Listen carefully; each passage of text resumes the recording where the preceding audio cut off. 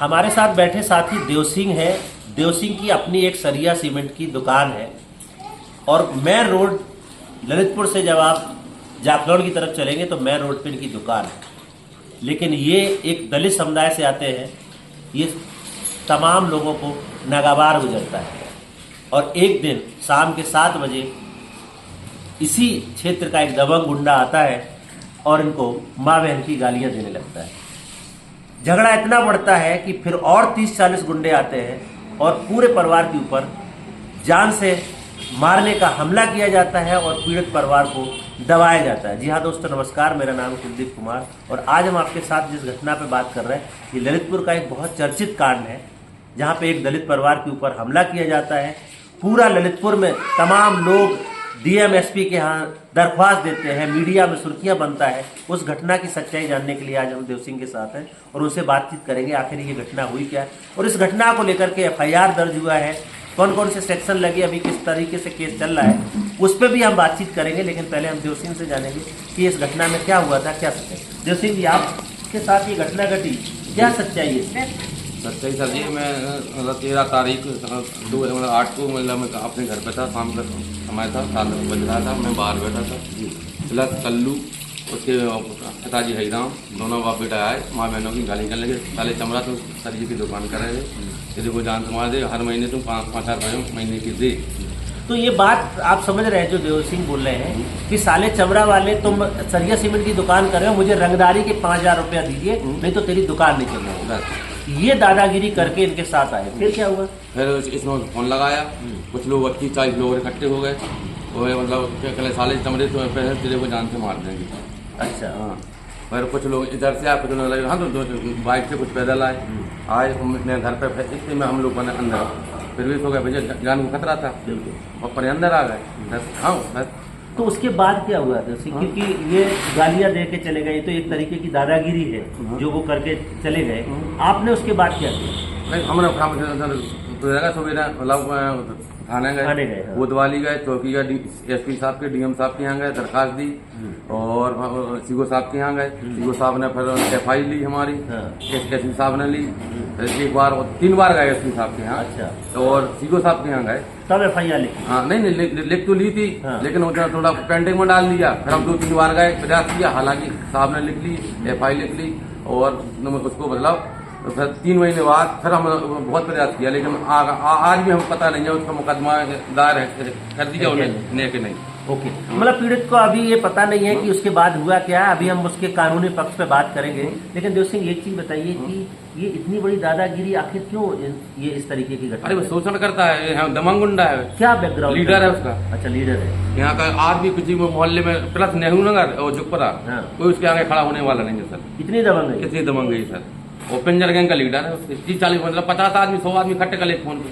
तो मतलब आप इतने बड़े गैंग लीडर से टकरा गए सीधे? तो मनना है सर, सभी बनना, लेकिन न सम्मान के साथ। सम्मान के साथ मनना चाहता हूँ। तो देव सिंह सम्मान की लड़ाई लड़ रहे हैं और वो गैंग का लीडर है, इतनी बड़ी तादाद में उसके साथ गुर्गे चलते हैं, लेकिन फिर भी इनकी हिम्मत को दाग देना पड़ेगा कि एक दलित युवा उनके टक्कर लेता है, क्योंकि ये सम्मान की लड़ाई है। इस घटना में उनके परिवार के लोग भी जो थाने में गए और पैरवी करी, मैं उनसे भी बात करूंगा। आप इधर आ जाइए। क्या नाम है आपका? कुंवर भाई, क्या हुआ था घटना में, आपको पता है क्या हुआ था? जैसे बच्चा बता रहा कैसे है तो। अच्छा, आप कहीं गए थे? सब घर ही थे। अच्छा, घर पे थे। घर ही थे। तो आपको डर नहीं लगा ये सब घटना हुई तो? अब डर तो लगता ही है। अच्छा, पुलिस आई थी? तुम्हारी बात सुनी? इन्हें बयान करे। तो आपकी क्या मांग है, क्या चाहती हो? अब तो मैं सब आरोपियों को सजा मिलना चाहिए, क्या होना चाहिए? सजा चाहना। तो इस केस को लेकर के मेरे पास इस केस का एफआईआर है और एक लंबी चौड़ी एफआईआर दर्ज किया गया है। पूरा डिटेल डिस्कशन जो अभी हम देव सिंह के साथ कर रहे थे वो इसमें भी लिखा गया है, क्योंकि इस केस में न केवल 2 आरोपी जिनको इन्होंने पहचाना है, उसके साथ 30-40 अज्ञात लोगों के नाम भी ये एफआईआर दर्ज है। और इस एफआईआर में 147, 504, 385, 506 और SC/ST prevention of atrocity act की धारा 3 एक दा 3(1) और 325A में मुकदमा पंजीकृत हुआ है। इस मुकदमा पंजीकरण के बाद इसकी सीओ के द्वारा जांच किया जा रहा है। तो देव सिंह, अभी तक सीओ ने कितने बार आपको बुलाया या आप गए? सीओ साहब ने मतलब 2-3 बार बुलाया। हाँ। हम लोगों के बयान हो गए हैं। हाँ। प्लस हमारे और गवाहों के में उन्होंने बयान कराए हैं। ऑफिस में सीओ ऑफिस में इधर सीओ साहब घर पे भी आए थे। अच्छा। यहाँ बयान ले गए थे, वीडियो बना के ले गए थे, पूरी चौहद्दी मतलब पूरा नक्शा बना के ले गए थे, पूरा मतलब हम ले गए थे बना के। हाँ। तो ये देव सिंह बताइए कि क्या लगता है, अभी इसमें बहुत सारे सेक्शन जो मेंशन किए गए हैं या चार्जशीट जो बनाई जा रही है, उसमें ये सारे सेक्शन हैं या फिर कुछ और कहानी गढ़ी जा रही है? मेरे को नहीं अभी तो जैसे पता नहीं, मतलब हो सकता है मैं उधर गया था। हाँ। पूजा कर ले, आपकी मतलब एफआईआर भेज दी है हाँ। कोर्ट में। हाँ। अब कोर्ट में पता पड़ेंगे कोर्ट में भेज दिया अथवा के नहीं भेजी। नहीं, आप बता रहे थे कि 385 को हाँ, हमने 350 काट दी है उसमें। ये किसने बताया आपको? मतलब लोकेशन मिली है, मतलब अच्छा, जानकारी मिली। हाँ, जानकारी मिली है कि 385 इसमें काट दी है। अच्छा, तो इस केस में जो देव सिंह बता रहे हैं कि चार्जशीट में कुछ धाराओं का कम ज्यादा किया जा रहा है, 147, 504, 385, 506 और SC/ST एक्ट की धारा 3(1) दादा जो इस FIR में दर्ज है, इसके ऊपर चार्जशीट फाइल किया गया है, कोर्ट में केस आया है।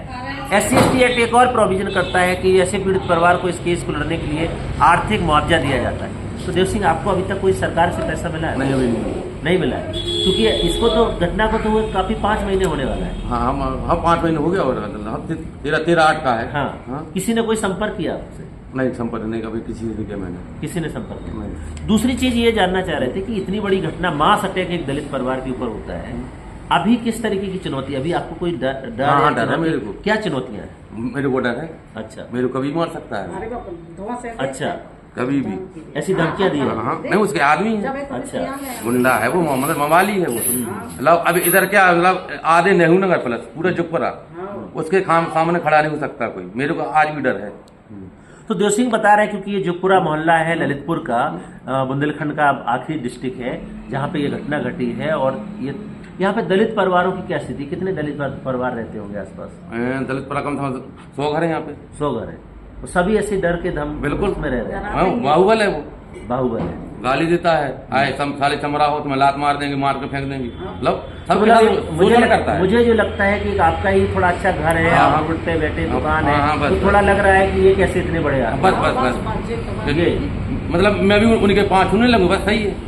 तो मतलब इस लड़ाई ये है कि हम उनके अनुसार चलें, अपनी सम्मान को उनके आगे गिरवी रख दें और वो जैसा कहे वो करें, तो हम सब अच्छा है। वरना क्योंकि आज के माहौल में जहां हम बड़े आज़ादी की बात करते हैं, आज़ादी के बाद अच्छा, क्या बता रही हैं ये, आप थोड़ा इधर आके बता सकते हैं क्या बता रहे थे? अरे वो जैसे बच्चे ने फार्म भरी पुलिस की अपनी, हाँ। तो जैसे लेखपाल की रिपोर्ट लगती है, उसने फोन कर दिया होगा कि इनकी बच्चे ने की फोन उस पर आ जाती पर मतलब रिपोर्ट नहीं लगाना। तो एक बहुत बड़ा पहलू आप सामने आ रहा है जो इनके परिवार के सदस्य बता रहे हैं कि अभी हाल ही में पुलिस वैकेंसी आई और उस पुलिस वैकेंसी में बच्चियों ने अप्लाई किया, इनके परिवार की लड़कियों ने, और उसमें अप्लाई किया, उसमें वेरिफिकेशन होता है। चूंकि वो दबंग है, उसने यहाँ के अधिकारियों को, लेखपाल को नोटिस कर दिया, सूचित कर दिया कि उनको वेरिफिकेशन नहीं करना है, तो उनके फार्म भी वेरिफिकेशन नहीं करे गए। तो ये घटना के बाद और अलग तरीके से कितने प्रभाव पड़ते हैं, वो एक चीज सामने आ रही है कि लेखपाल ने मतलब जैसे हमने फोन भी किया लेखपाल को कि सर क्या मैटर है, मतलब किसी ने आपको मना कर दिया है? नहीं, उनका पहले का बना हुआ है, मतलब जाति तो चलती है एक बार, बिल्कुल आय प्रमाण पत्र नहीं जाति मतलब नहीं मांग रहे थे। हाँ। पुरानी रखी थी जाति प्लस आय रखी थी उसमें, लेकिन नहीं लग रही थी, तो बच्चियों ने आवेदन किया, लेखपाल के साथ फिर उधर गई एप्लीकेशन, तो उन्हें खारिज कर दिया। फिर हमने फोन किया लेखपाल साहब, हमने कि सर मतलब आप बताइए किसी ने कुछ कहा है कि क्या बता, किस चीज से खारिज कर दिया? पहले वो आपका राशन कार्ड में नाम सही नहीं है। तो हमने कि राशन कार्ड हम 30 साल से ले रहे हैं, कोई गलत ले रहे थे क्या? तो उनने नहीं करा। फिर हमने जाके फिर हमने तहसीलदार से मिलकर वहां से हमने काम मतलब तैयार लेखपाल ने इसके कहने पर लेखपाल ने रिपोर्ट लगाई। तो ये बहुत बड़ा पहलू है कि किस तरीके से वो अपने अधिकारियों को डरा के, धमका के उनको इस तरीके से वो करते हैं कि लड़कियों का फार्म भी तैयार नहीं हो पाया। देव सिंह जी, अभी इस केस में आप क्या मांग करते हैं, क्योंकि आज जो ये घटना आपकी बहुत लोगों तक जा रही है और हम भी अपील करेंगे जिले के डीएम से, एसपी के और इस जिले के तमाम अधिकारियों से, और न्यायालय तक एक कोर्ट में केस चला ही रहा है, उस पर भी पैरवी की जाएगी। आपकी क्या मांग है, आप क्या चाहते हैं? हमें कुछ अच्छा चाहते हैं, हमें मतलब जान गुंडा है, वो कभी मार सकता है। तो देवसिंह का स्पष्ट कहना है कि हमें सुरक्षा चाहिए और हमें न्याय चाहिए, बस न्याय चाहिए बस, क्योंकि निश्चित तौर से वो जेल जाना चाहिए उसको, नहीं उसको उसका पूरा स्ट्रीट ऑर्डर निकालना चाहिए। उसमें कई रंगीन मुकदमे हैं, गैंगस्टर चल चुकी, उस पर गुंडा एक्ट चल चुकी, और भी ऐसे एक्ट मुकदमा लगे हैं, लूट का मुकदमा उस पर लगा है, अपराधी है वो तो बहुत बड़ा अपराधी है जिसपे गैंगस्टर, लूट और तमाम मुकदमे दर्ज हैं, जो खुद पीड़ित बता रहा है। निश्चित तौर से ऐसे बड़े दबंग के साथ कोर्ट उससे मतलब रिकॉर्ड निकाल सकता है। तो और बहुत स्पष्ट बात कर रहे हैं कि आप उसका बायोडाटा निकालिए, कोर्ट बताएगा बिल्कुल बायोडाटा निकालिए। इतने संगीन अपराधी आज छुट्टा घूम रहा है और पीड़ित को डर है कि उसके ऊपर कोई और घटना न घट जाए। एक तो बड़ी हिम्मत ये देनी पड़ेगी देवसिंह के और उसके परिवार की, कम से कम उन्होंने डिग्निटी की लड़ाई के लिए आगे आए और कोर्ट तक मुकदमा किया, वरना ऐसी घटना में तो लोग थाने तक नहीं जा पाते और वहीं बैठ के समझौता कर लेते। आपके ऊपर भी समझौता का दबाव है? नहीं, अभी तो कोई नहीं करेंगे, तो हम कोर्ट में खड़े हुए पुलिस प्रशासन में खड़े हो जाएंगे।